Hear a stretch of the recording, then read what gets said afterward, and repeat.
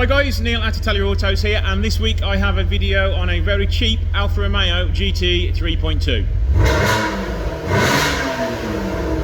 And it sings very nice indeed.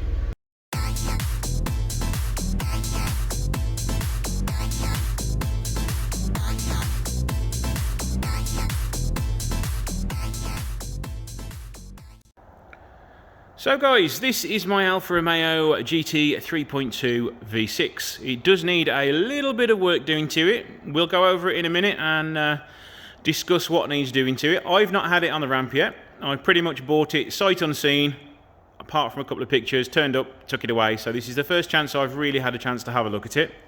It's a 2006. It's done around 76,000 miles, so it is actually pretty low for a 14, 15-year-old car. It does have some nice modifications, but as you can see, it does also have some downsides to it. Now, during its life, it has had some paintwork done to it, and the lacquer is now starting to separate pretty much on this side of the car, and I think a little bit on the other side, but yeah, it's all peeling off there. And when it rains, it all sags because it's full of water down there. So it's quite an unusual sight to see. This rear quarter is starting to blister and peel as well. It's all grazed on the top here, and even the bit which hasn't been painted is still looking rather dull. I do hate this Alfa Red paint. It was the worst thing that could ever stick on an Alfa Romeo. The tailgate is all okay, and again this side is starting to graze and lift up. So it's had both its sides painted. Wouldn't surprise me if it has had its roof done in the past. I can't immediately see because there's that much stuff on top of it, but yeah, I'd say the roof's been done at some point as well, because I can see little sanding marks all inside the paint. I don't know whether you can pick that up on the camera,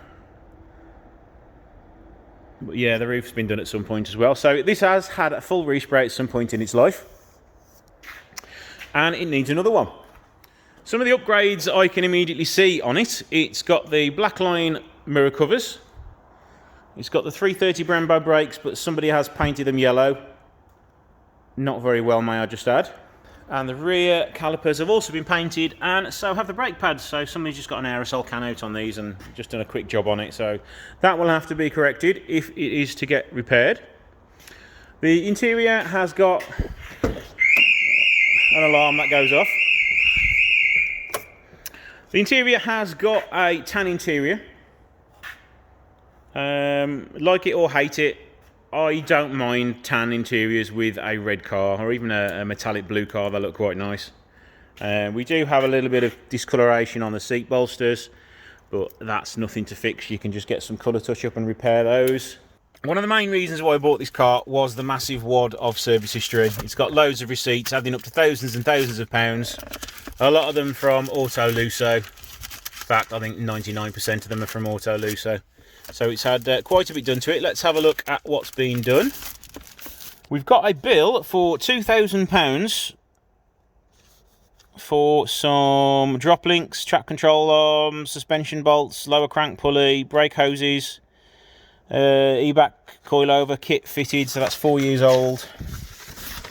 And a bill there of £2,097. We've got another one here for £354. Air conditioning service and a lower radiator hose replaced for a steel one. Another one from 2016, so it was an expensive year for this owner. 18-inch jet fin wheels and a tyre. Note it doesn't have those wheels on now. Another bill for £340 for a service and some brake pads. Another service from 2013 for £362. Front disc and pads, wheel balance, a service, brakes, diff, oil changes, battery, new radiator in 2011, so I would imagine it's probably due another one now. And a cam belt change. Oh no, this is different. This is an expensive one. In 2012, it looks like it's had its heads refurbished. a new thermostat. So had the cam belt gone on it in 2011? I don't know. It may have done, or it may have just been had low compression, which these suffer from. We do also have the service book, which is up until 2015, so it's not been stamped in 2015, but we've got receipted work up to 2016, so we know it's been done up until the last 4 years, so it's going to at least be due a service, cam belt, and a good check over.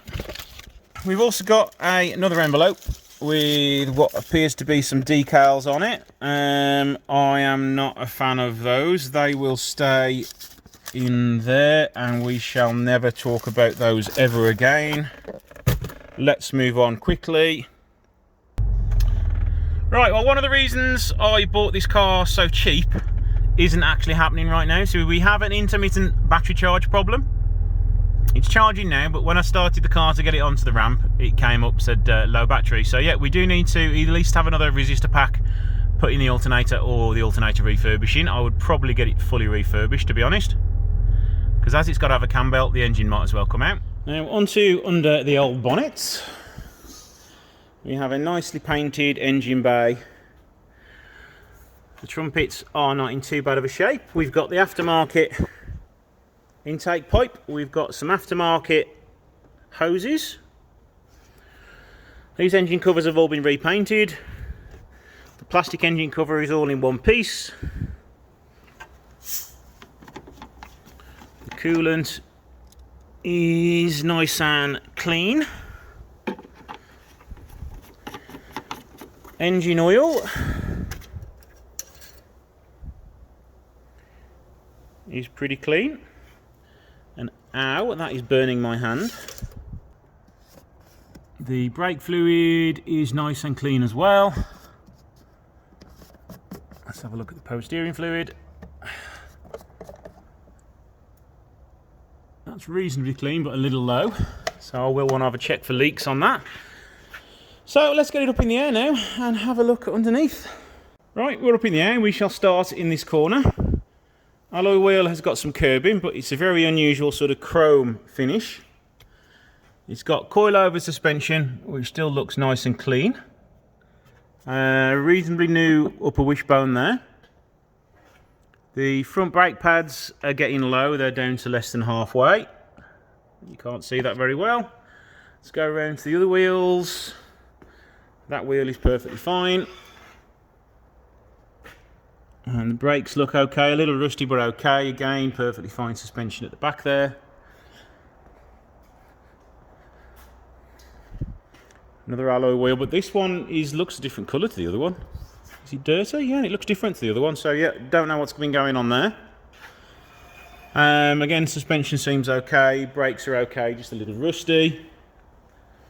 Front wheel, again, is a different colour to the other side. I did catch this one coming off my ramp, which I'm a numpty for doing. But as the wheels don't match anyway, they would probably want repainting. And again, new wishbone at the top end. And the suspension looks nice and clean. So let's raise it up the rest of the way. Let's start at the back end. We have a Wizard exhaust fitted to the car and a centre pipe. So that is nice. We have got flexi pipes which aren't in the best of condition, but they don't look as though they're blowing. We've got no oil leaks, a little bit of oil around the drain. And a little bit of something from there. A little bit of gearbox oil from the seal on the gearbox, so we'll want to put a new seal in that. But if the engine's coming out and it's getting repaired, it will get a new seal put on. Ooh, it's got e-back anti-roll bars. That is one of the best upgrades you can do to a GTA or a GT. Has it got the rear one as well? Yes, it has. And the e-back suspension on it. Let's have a look at the seals, because a very common problem for them is rusting because they've been jacked wrong. Oh dear. We do have a jacking issue there, but why on earth would you jack a car in the middle of the car? Some rust to the bottom of the seal here where it has been jacked but wrong in the past. See, bad jacking has caused that rust there more than likely.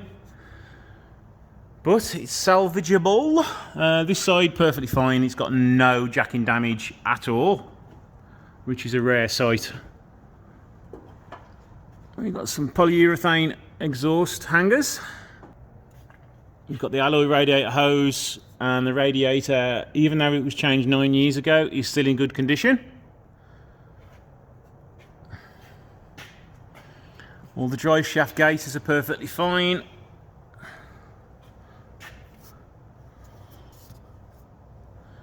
As you see, the biggest problem with the alternators on these is they're all the way up there. You can't get in to get them out without taking the subframe off and pulling the engine forwards. So they are a proper nightmare to change. A little bit of an oil drip. Let's just check that that's oil. Yep, that's oil. A little bit of a drip from the gasket on the crank. It's not a major leak, so it's nothing to worry about until it needed a clutch. But if the engine's coming out, that might get done as well. But yeah, other than the jacking point damage over there, I think I've got myself quite a bargain here. Especially with the upgrades. I mean, it's like sort of $1,000 to buy the suspension. The exhausts aren't cheap either, because they are one of the best ones you can get. So yeah, quite happy with that. So yeah, I think I've had quite a decent bargain here. It's got some very nice, desirable upgrades on it. So it's going to be up to you guys now on what happens to it. So I'm going to put the question to you guys now. Are any of you guys out there looking for a well-sorted GT? Now, this car owes me a reasonable amount of money, so I do need to make a profit on it. It's going to be around $3 for a good respray on it. It's going to want cam belt, water pump, alternator's going to need refurbishing, and that's not cheap either. So what do you think, guys? Is it a parts car? Is it something you'd repair? Is it something one of you guys would be interested in commissioning me to do for you to buy? Let me know in the comments below. I will be there to comment to most of your comments below. Don't forget to give the video a like, and if you've got this far off the video, please consider subscribing. Thanks for watching, and I'll see you in the next video.